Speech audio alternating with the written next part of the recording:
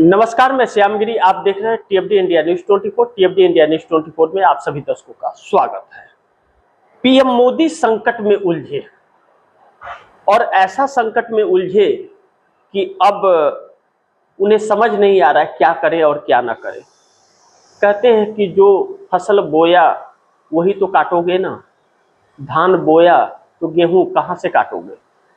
लेकिन प्रधानमंत्री नरेंद्र मोदी 26 सांसदों को तोड़कर इंडिया गठबंधन का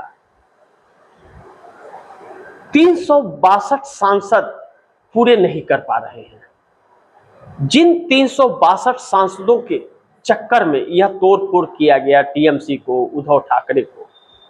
पहले तो एक बात आप दर्शकों को मैं बता दूं कि उद्धव ठाकरे की पार्टी जो टूटी, वह टूटी है या बिकी है, यह एक बहुत बड़ा सवाल ही नहीं, एक प्रश्नवाचक चिन्ह।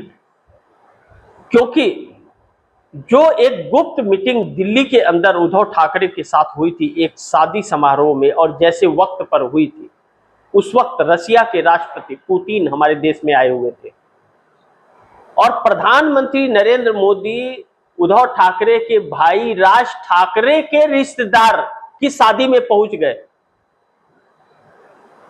सोचिए, क्या प्रधानमंत्री जाएंगे? प्रधानमंत्री को जाने के पहले एक हफ्ता पहले सारे शेड्यूल तय होते हैं, सारे वहां पर कब्जा सुरक्षा कर्मियों का हो जाता है, न कोई आ सकता है न कोई जा सकता है, दुकानें उस रास्तों के बंद हो जाते हैं। तो और रशिया के राष्ट्रपति हमारे देश में आए हुए हैं और ऐसे वक्त पे इतनी क्या इमरजेंसी थी मिलने। लेकिन वक्त बदलता है, बातें भी निकलती हैं। राम मंदिर के अंदर यही राम की बात करने वाले कितना चोरी करके बैठ जाएंगे, किसी ने सोचा था क्या? लेकिन चोरी किए ना। आज ना आरएसएस बोल रहा है ना भाजपा बोल रही है। ऐसे में 26 सांसद तोड़कर भी इंडिया का जब 362 सांसद पार्लियामेंट में पूरे नहीं हो पा रहे हैं, तो नरेंद्र मोदी डिलिमिटेशन बिल और वन नेशन वन इलेक्शन कैसे पूरा करेंगे। लेकिन मोदी अचानक बेचैन क्यों हो गए? बड़ी ध्यान से इसे समझिए आप दर्शक। 362 सांसदों का प्लान नरेंद्र मोदी को क्यों बनाना पड़ा और delimitation one nation one election. आप दर्शकों को याद होगा, राहुल गांधी ने एक बात कही थी। राहुल गांधी ने कहा था कि 1 साल के अंदर मोदी की सरकार गिर जाएगी, और राहुल गांधी का यह बयान हर किसी को अचंभित कर रहा था। राहुल गांधी ने यह भी कहा था कि नरेंद्र मोदी का इस्तीफा होगा, क्योंकि मोदी चक्रव्यूह में फंस गए थे और फंसे हैं। विनाश काले विपरीत बुद्धि, जब बुद्धि भ्रष्ट होती है तो अनाप शनाप लोग करते हैं, यह पार्टियां तोड़ रहे हैं। लेकिन भाजपा में क्यों नहीं शामिल कर पाए? पार्टियां तोड़कर अलग अलग दलों में क्यों डिवाइड कर रहे हैं? एनडीए को मजबूत क्यों कर रहे हैं? क्यों नहीं भाजपा में शामिल कर रहे हैं? पैसे तो भाजपा लगा रही है। इसका मतलब यह है कि भाजपा के अंदर मोदी का विरोध है उन 240 सांसदों जिनकी बैठक संसदीय दल की आज तक नहीं हुई है। पहला रीजन। दूसरा, आरएसएस के आंखों की किरकिरी बन गए हैं नरेंद्र मोदी अब, और नरेंद्र मोदी को किसी भी कीमत पर आरएसएस प्रधानमंत्री की कुर्सी से हटाना चाहता है। और जब आरएसएस प्रधानमंत्री नरेंद्र मोदी को कुर्सी से हटाना चाहता है, तो नरेंद्र मोदी यह जानते हैं कि 240 सांसदों का जो भारतीय जनता पार्टी की टोली है, उसके संसदीय दल की बैठक बुलाऊंगा तो बागी हो जाएंगे। इसके लिए इंडिया गठबंधन को तोड़कर अलग अलग दलों में मिलाकर अपने कुनबे को इतना मजबूत रखूं कि आरएसएस मोदी को हटाने की साहस न दिखा सके। इसी बीच राम मंदिर के मुद्दे को उछाला गया आरएसएस को फंसाने के लिए। लेकिन कहते हैं कि पड़ोसी के घर में आग लगेगी तो लपट मेरे घर भी तो आएगी। राम मंदिर का दांव उल्टा पड़ गया।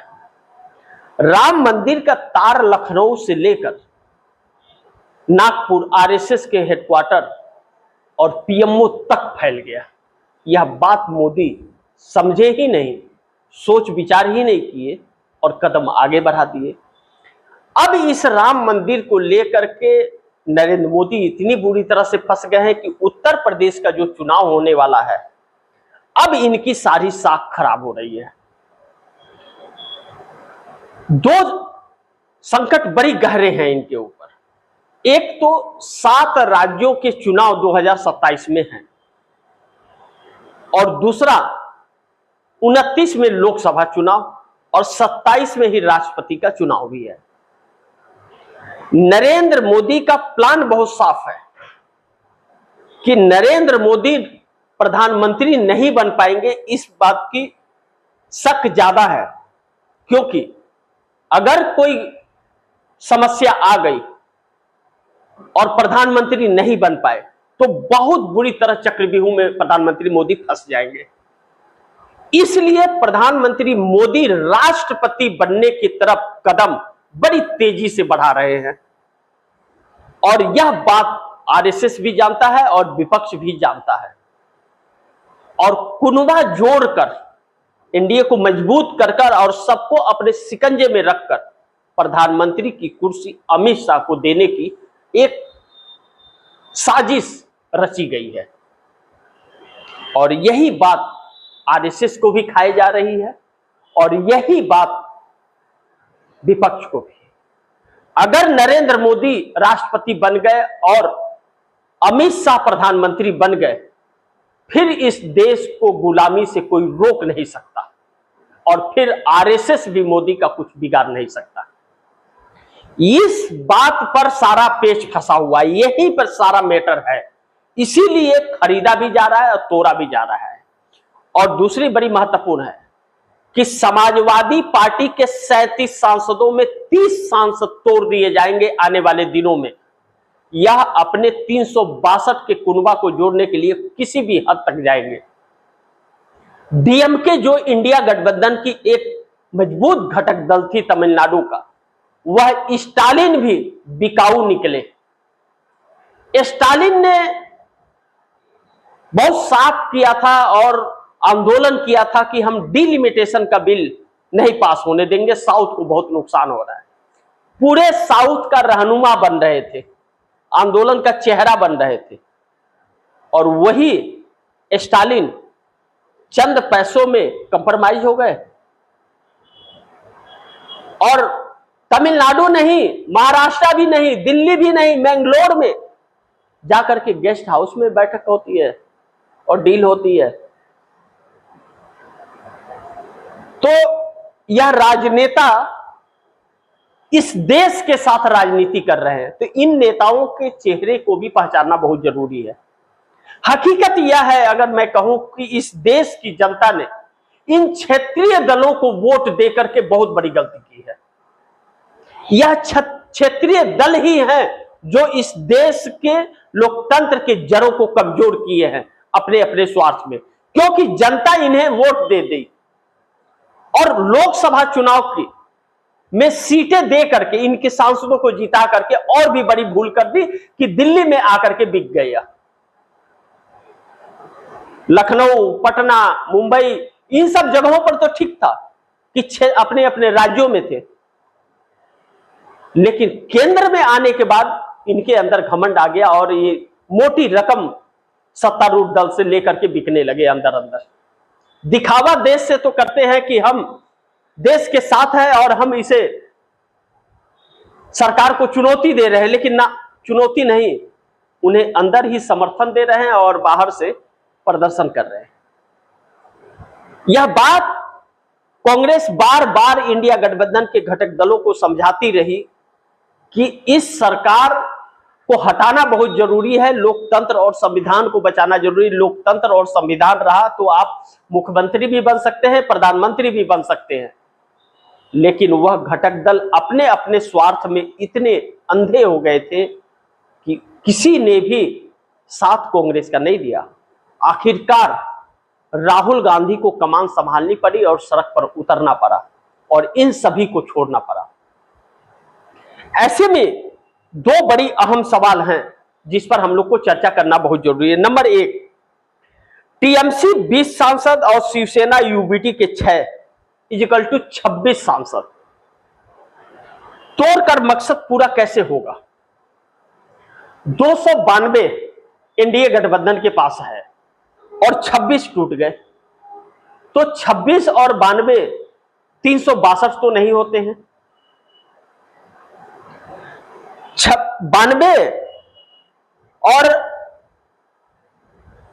26 जो है 118 होंगे,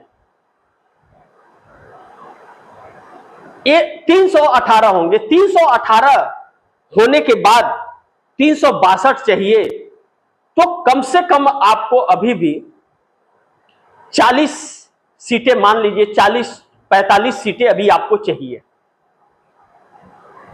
इन 40-45 सीटों के लिए आपको डीएमके के 22 के 22 का समर्थन चाहिए। 22 के 22 और समाजवादी पार्टी के 25 सांसद आपको जरूर चाहिए। तो आपको समाजवादी पार्टी को तोड़ने के लिए 2/3 तोड़ने पड़ेंगे, तब दरबदल कानून लागू नहीं होगा। तो 2/3 का मतलब 26 से 27 होता है, यानी कि आप 1-2 सांसद ऊपर जाएंगे।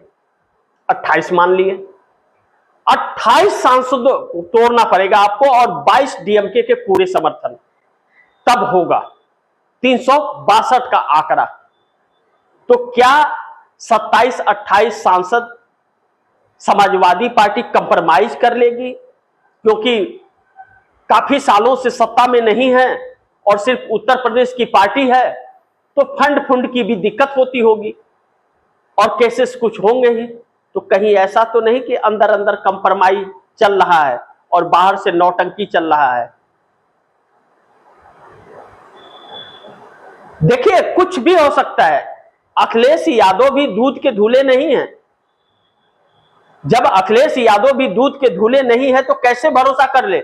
क्या अखिलेश यादव ने इस सरकार के खिलाफ कोई मुखर आवाज उठाई, सड़क पर दिखे, आंदोलित हुए? नहीं हुए। गाड़ी में बैठ करके माइक पर 2 मिनट बोल देने से आप नेता तो हैं, ठीक है, एक अच्छे सुलझे हुए नेता भी हैं, लेकिन इरादे आपके नेक हैं क्या? यानी कि सब धोखेबाज निकले इंडिया गठबंधन के अंदर।